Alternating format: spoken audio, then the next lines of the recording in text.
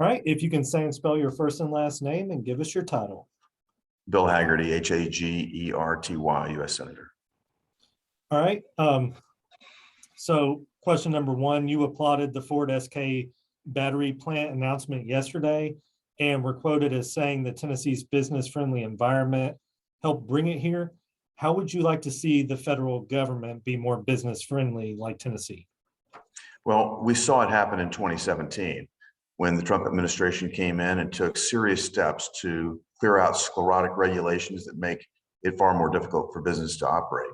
That had an immediate impact. And the 2017 Tax Act took another major step forward by taking America's corporate tax rate from the least competitive in the world to something far more competitive, as the tax rate moved from 35% to 21%. What we saw happen was America's GDP growth grew at double the rate of any other major economy in the world. We also saw blue-collar wages advance much more rapidly than white-collar wages. And in every demographic, Hispanic, Black, women workers, every demographic saw their wages increase, their unemployment rate go down. And we had a record-breaking economy that was only brought to a halt by this pandemic. I think we should go back to those policies. That's exactly what we need to come out of this pandemic stronger than any other nation, and to continue to gain market share and to continue our growth. Yet what we're seeing coming out of the Biden administration is a movement in the wrong direction. They want to take taxes back up to a non-competitive level. They're pushing regulations at every level that will be absolutely detrimental to our economy. They want to do away with our energy independence that we work so hard to achieve, raising energy costs for every company here in America and making us less competitive. That's the wrong way to be moving at this point in time. Okay, and question number two, I think you kind of touched on this just a second ago, but the White House says that this project shows President Biden's economic plan is working, and that it's an example of why the country should move forward with give me 1 second, sorry, move forward with his Build Back Better agenda and the bipartisan infrastructure deal. Do you agree? Tennessee is the reason that this investment was made, and the business-friendly climate that we've created in the state of Tennessee. I'm pushing back at every level to prevent the Biden administration from making America less competitive in the process. Right now, we're going to benefit from the policies that were created during the Trump administration. We're still in that mode right now. What worries me and what concerns many businesses across the United States are the proposals that we're hearing coming out of Washington about increasing our taxes and making us less competitive. When I questioned Treasury Secretary Yellen just yesterday to share with me the specifics of the tax plan that they've got, the taxes that they're going to increase, which corporations are going to be targeted, which individuals in America will be targeted by these tax increases, she refused to give that to me. We need to understand what the Biden administration is going to do. We need to understand what their plan is. My fear is that they will create a business environment that is not as competitive as we see in Tennessee. It will damage companies across this nation, and I'm going to be pushing back at every turn to make sure that that does not happen.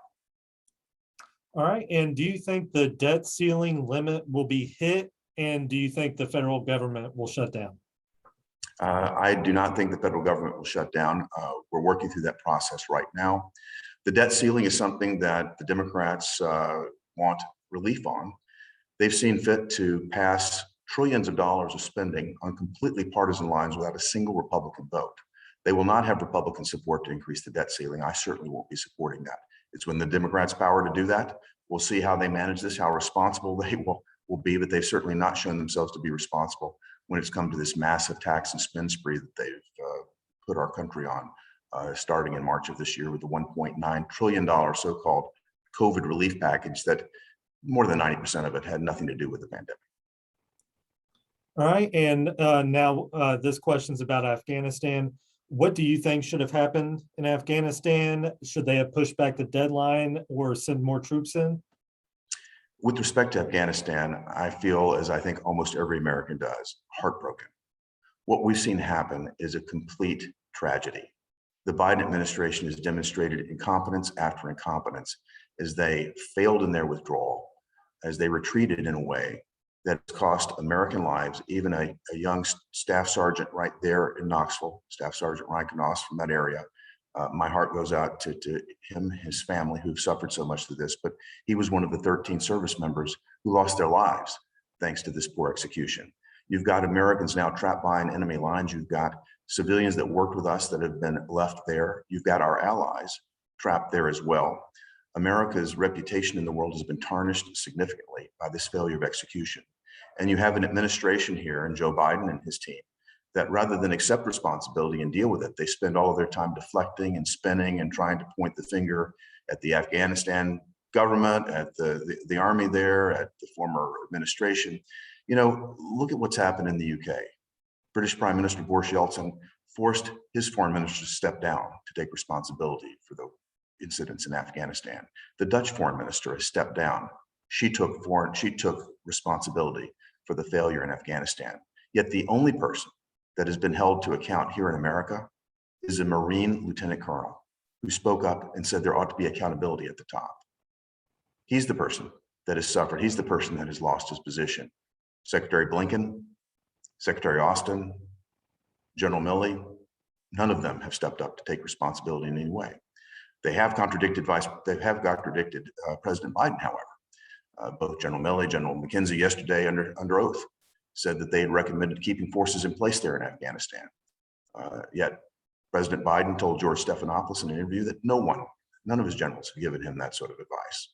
We're going to have to get to the bottom of this, but either the generals were lying under oath or President Biden told a lie to the entirety of America, or worse, perhaps he forgot about it. Whatever the case, the answer is not good, and this is a tragedy. All right, and now something closer to Knoxville.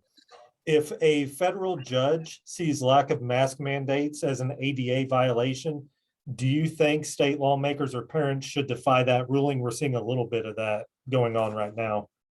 What we're seeing is an activist judge overreach yet again. You've had a school board speak on this. I think this is a decision that's best left to local determination. And when the school board has made its decision, we need to respect those sorts of decisions. And I don't like to see judges take this type of activist position. I don't think the people of Tennessee like it either. And I'm not surprised one bit that parents are upset about this sort of overreach. All right, and two more questions. Any update on when OSHA will officially change the rule requiring larger employees to require vaccines or weekly COVID testing? I don't have an update on that yet, but we are ready to impose the Congressional Review Act on whatever rule that they put forward. It's going to have to go through a process that will involve the Congress, and we're going to have oversight on it. Okay, and the last question, now that Arizona's election audit is complete, do you think it's time to move past the 2020 election, or are there still states worth further exploring? I've put forward legislation that requires an audit of every state that was participating in the 2020 election. There are serious concerns there. I think constitutional violations took place. And until we've gotten to the bottom of it, I think it's going to be very difficult for America to move on. My legislation requires the federal government to undertake a complete review of every point that the federal Constitution was violated, every state that's done it. And that's got to be rectified before they receive any further federal funding for their elections. All right, that's going to do it for my questions. Was there anything that you wanted our viewers to know about? I think it's good, Justin. All right, thank you very much, Senator. Thank you. All right, take care. Good day.